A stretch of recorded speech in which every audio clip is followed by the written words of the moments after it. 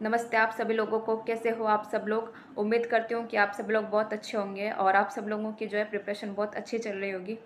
अभी कुछ टाइम पहले मैंने आरपीएससी के फर्स्ट ग्रेड के फर्स्ट पेपर के लिए मैंने एक सीरीज़ शुरू कर रखी है और उस सीरीज़ में मैंने जो तीसरा सब्जेक्ट लिया है वो हिस्ट्री और आर्ट एंड कल्चर का लिया है। अपने जो है इंडियन हिस्ट्री, राजस्थान हिस्ट्री और आर्ट एंड कल्चर का पोर्शन दे रखा है। 10 से 15 क्वेश्चन जो है अपने पेपर में पूछे जाते हैं इससे रिलेटेड। अपने जो है इंडियन हिस्ट्री और राजस्थान हिस्ट्री का जो है वेटेज अच्छा खासा दे रखा है। सिलेबस भी काफ़ी बड़ा है इसका, तो इसको टाइम पे कवर करना, इसको पढ़ने में, इसको समझने में जो है काफ़ी डिफ़िकल्टीज आती है। स्पेशली उन बच्चों को जो आर्ट्स बैकग्राउंड से नहीं होते हैं, तो समझने में काफ़ी डिफ़िकल्टीज होती है। तो उसके लिए आपको कौन सी बुक्स पढ़नी चाहिए, किन सर की आपको जो यूट्यूब पे फ्री क्लासेस देखनी चाहिए, वो सब मैं जो है इस वीडियो के थ्रू आपको बताने वाली हूँ। राजस्थान हिस्ट्री और आर्ट एंड कल्चर के लिए जो है मैं आपको दो बुक सजेस्ट करूँगी। आप दोनों में से जो है आप कोई भी परचेज़ कर सकते हो। जो फर्स्ट वन बुक है उसको मैंने जब मैं प्रिपरेशन के टाइम पे थी उस टाइम मैंने उसको शुरू किया था, और जो सेकंड वन बुक है उसको मैंने अभी थोड़े टाइम पहले पढ़ना शुरू किया है। तो दोनों ही बुक बहुत अच्छी है। ऐसा नहीं है कि फर्स्ट वन में कुछ कमियाँ रही थी इसलिए मैंने दूसरे को पढ़ना शुरू किया था, तो ऐसा बिल्कुल नहीं है। दोनों का ही जो है अपना अपना लेवल है, तो दोनों बुक्स अच्छी है। समझाने का तरीका है जो दोनों में अपना अच्छा दे रखा है। जो फर्स्ट वन बुक है वो पैनोरमा का वॉल्यूम फर्स्ट है। इसके जो राइटर है वो एच डी सिंह और चित्रा राव मैम है। तो मतलब इस बुक की मैं जितनी तारीफ़ करूँ उतनी कम है। बहुत शानदार तरीके से इस बुक को लिखा गया है। हर एक टॉपिक को, हर एक चैप्टर को इन्होंने इतने अच्छे तरीके से समझा रखा है कि आपको चैप्टर पढ़ते टाइम ऐसा बिल्कुल नहीं लगेगा कि यार इस बुक में यहाँ पे कमियाँ दे रखी है या फिर ये वाला टॉपिक इन्होंने अच्छे तरीके से समझा नहीं रखा है।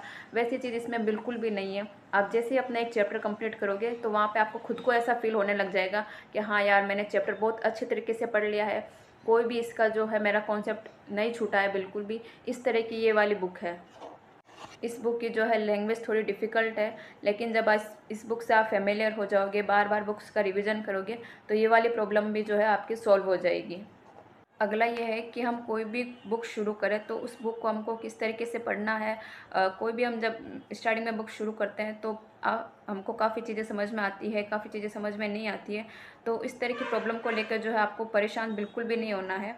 तो आप चाहे कोई भी बुक शुरू करो तो उसको जो है आपको 5-5 चैप्टर के हिसाब से आपको जो है डिवाइड कर देना है। चाहे अगर 30 चैप्टर हो तो उसको 5-5 के हिसाब से आपको डिवाइड करना है, ठीक है। फिर आप फर्स्ट चैप्टर पढ़ो उसका, आपको जितनी चीज़ें उसमें समझ में आ रही है आप उतना ही समझ के चलो। जिस चीज़ों को आपको हाईलाइट करना है उस चीज़ों को आप हाईलाइट करते जाओ।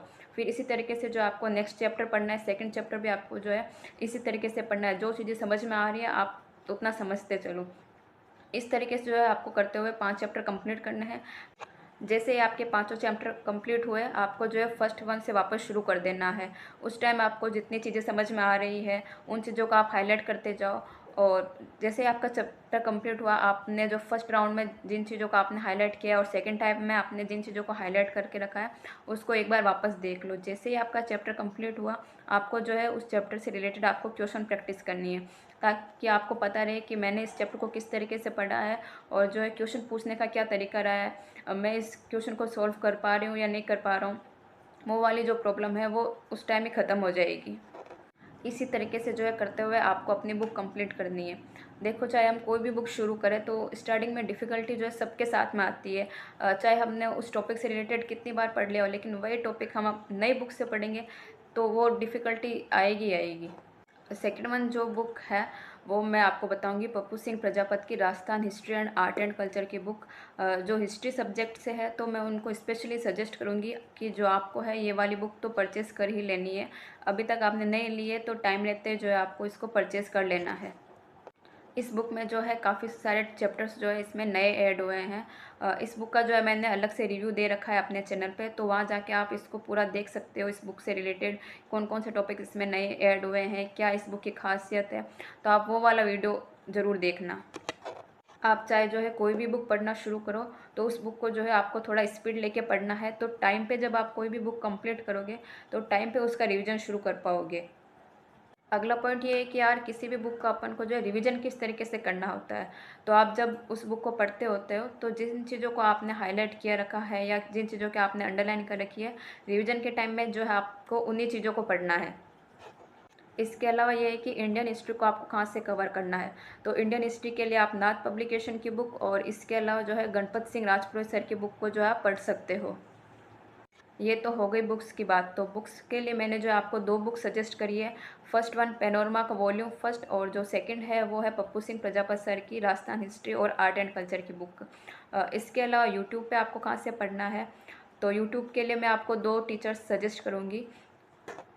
इंडियन हिस्ट्री के लिए जो है आप उत्कर्ष क्लासेस के शीतल मैम की वीडियोस आप देख सकते हो।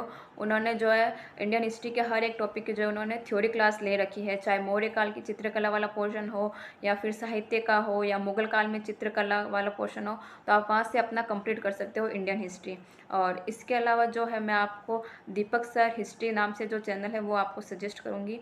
सर ने जो है टॉपिक वाइज क्वेश्चन करवा रखे हैं। सर का जो है क्वेश्चन सॉल्व कराने का तरीका जो है बहुत अच्छा है। आपका जो है क्वेश्चन प्रैक्टिस से ही जो वहाँ पे आपका चैप्टर का जो है आपका रिवीजन हो जाएगा।